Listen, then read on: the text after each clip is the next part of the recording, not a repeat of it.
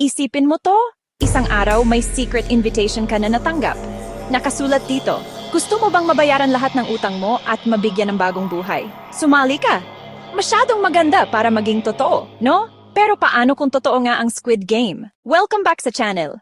Ngayon, pag-uusapan natin ang nakakakilabot pero interesanteng tanong. Paano kung totoo ang Squid Game? Ano ang posibleng mangyari sa lipunan, sa mga manlalaro, at syempre, sa atin mismo?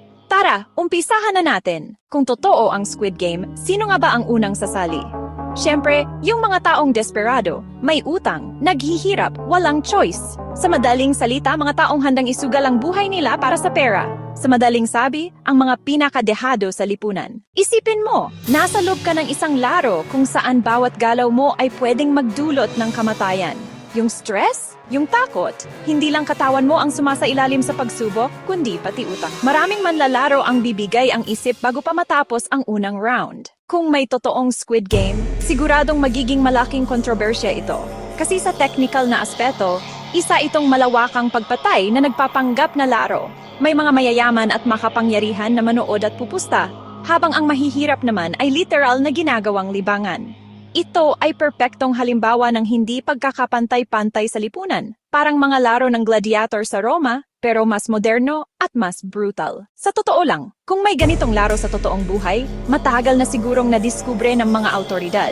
Hindi ito tatagal kasi kahit gaano pa kalihim, may lalabas at lalabas na impormasyon. Pero, kung sa paanong paraan ay makalusot ito, maaring yumaman ang mga mananalo, pero ang trauma, guilt, at paranoia habang buhay nilang dadalhin. So paano kung totoo ang Squid Game? Oh, nakakatukso ang premyo.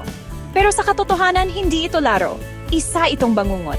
At kung may matutunan tayo dito, ito ay simpleng katotohanan. Hindi pera ang pinakamahalagang sandata para mabuhay, kundi pagmamalasakit, katarungan, at pagbabago sa sistema. Kung may totoong Squid Game, sasali ka ba? O tatalikuran mo ba ito?